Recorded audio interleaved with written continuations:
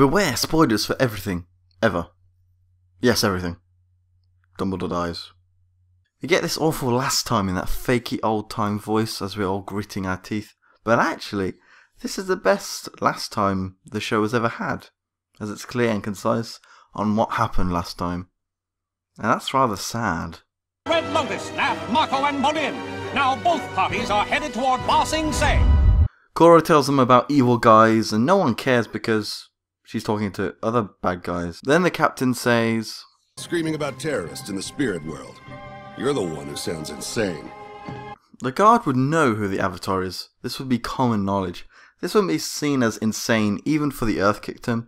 The line of dialogue is idiotic. It's a term that would only make sense in our world or to the first time viewer. For God's sake, spirits are all over the world in this season. So yeah, this episode hasn't started well. I'm only a minute in, and that's including the intro and the recap. Some guard ties them up and he's basically seduced into making it easier for them to escape. And the guard says a joke that's supposed to be funny. Can I have some water? No water. We're also not going to bring you any rocks or fire, so don't ask. I guess there's air, but there's nothing we can do about that. We move on to Bolin and Mako. Mako asks questions the viewer should already know on why Korra wasn't killed by them. This scene is simply there if you haven't been paying attention. Yes, Mako wouldn't know their goal, but it's a waste of time.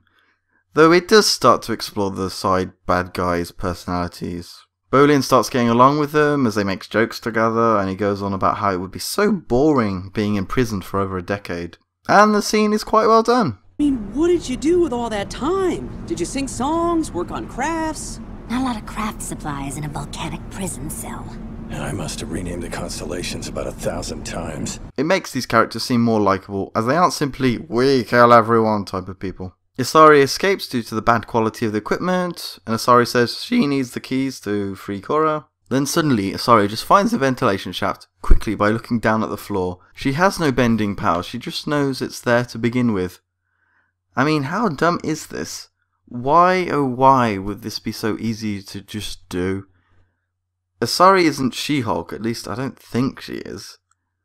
And I'm getting ahead of myself, but why would it lead straight outside the door? Wouldn't a prison cell like this be designed to be hard for them to escape from? Why would they put both Isari and Korra together? Oh god, this is stupid. Yeah. And yes, I hear you out there. Just enjoy it! Well, fuck you. Evil Mrs. Burns Queen is told when Korra should be arriving. Excellent. The evil bad guys come in and give Bolin and Mako to the Queen so they can get their hands on Korra, while saying they're going to give the airbenders back. Mr. Main Evil Guy is smart with his communication skills and pleases the Queen with his language, making the deal sound better with just words and intimidates her at the same time, and she agrees to the agreement. Korra calls for a guard with a really bad convincing voice of concern, which should alert the guard immediately that this is to distract him. Guard! Get in here! Something happened to my friend! She needs help! Oh, and she talks in a clear voice despite having something covering her face. Isari knocks him out, which, might I say, how is this even possible? She's in a corridor with lots of cell doors on each side. The only way she could do this would really be from above, as from below, he would immediately be alerted about it. And if she was close by and coming from below, he would have the high ground. I have the high ground! And how would she be able to get on the top bit of this corridor? I mean, it just isn't possible.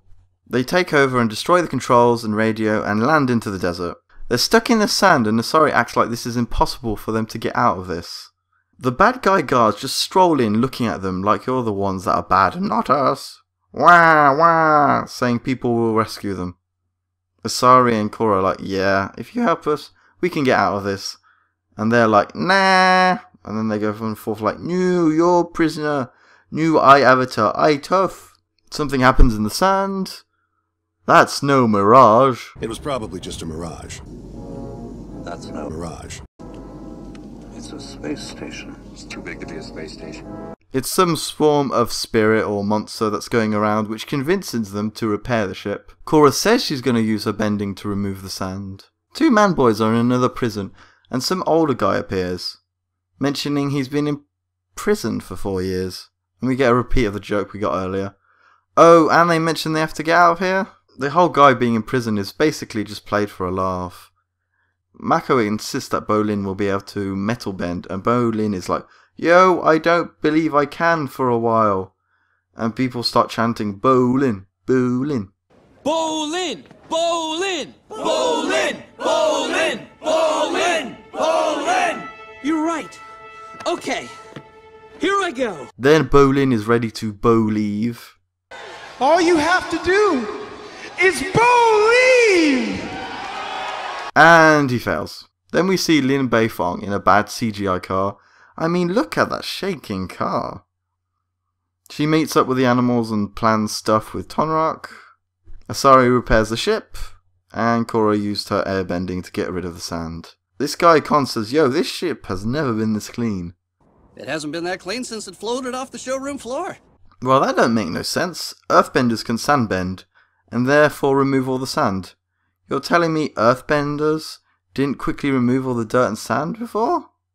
The ship works, and the monster suddenly goes, yeah, time to eat it, now that it works. And apparently it's not a spirit. They're stranded, and they quickly decide to make a sandbender saily thing. The bad guys listen to the Queen meeting, and they find out where Korra is. But why are there no guards in front of the doors? It shouldn't be this easy to listen on to the Queen, should it? Then the bad guys blame Korra to come to them. They approach the Queen asking about Korra, and the Queen doesn't like their eavesdropping and tells the guards to attack. The Queen shows how horrible she is, saying, yo, you should die for me. Gun! Get back here and lay down your life for your queen, you coward! Then the Queen, acting stupidly, pronounce, You wouldn't dare attack a queen! I mean, they've gone this far, and she thinks they wouldn't do it? I mean, yes, I know she isn't smart, but it's still like, yo, you're dumb. Then they kill the Queen while giving supposedly cool quotes. You think freedom is something that you can give or take on a whim. But to your people, freedom is just as essential as air. And without it, there is no life. There is only darkness. Then they communicate to the entire city of Ba Sing Se, which includes Bolin and Mako, basically saying that they are free from rulers. Mako uses firebending to try and get out, as he keeps cheering Bolin to use metal bending. Yes, you can do it. Yes, you can do it, Bolin. You just need to believe. Come on, I know you can do it. All you have to do is believe! And he opens it. Oh wait, he didn't. The bad guys opened it. The bad guy sets them free and delivers a message to Korra, using Mako and Bolin as the messengers. Korra and the gang have finished their sandboat thing and escaped from the monster, well, while they're nearly getting eaten anyway. Then the guys that were delivering are suddenly good guys. Yay! I'm sorry for getting us stranded out there. I didn't mean for that to happen. You know, whatever the conflict between you and the Queen is, I'm sure it's above my pay grade. You got a tough job. Good luck, Avatar. Even though at the very start he didn't believe in Avatar stuff. Screaming about terrorists in the spirit world. You're the one who sounds insane. Then they spot a dragon, which means that Zuko is there, if you're paying attention. They meet up with the older guys. Beifong says, yo, I found where you are because I is detective. Then the radio announces that the Red Lotus bad guys have killed the Queen and taken over the palace. So yeah, overall I did enjoy watching this episode. It had some good comedy segments. But there's so many like inconsistencies, which every single episode of Legend of Korra and The Last Airbender has. But it's just like, did no one think about this? I mean, yeah, I suppose people are like, oh, it's a kid show, you shouldn't think about things, but it's like, I'm not even trying to think, it's just kind of obvious that, well, that don't make no sense. Donate to me on Patreon. Wait, I don't have Patreon. Huh. Oh well.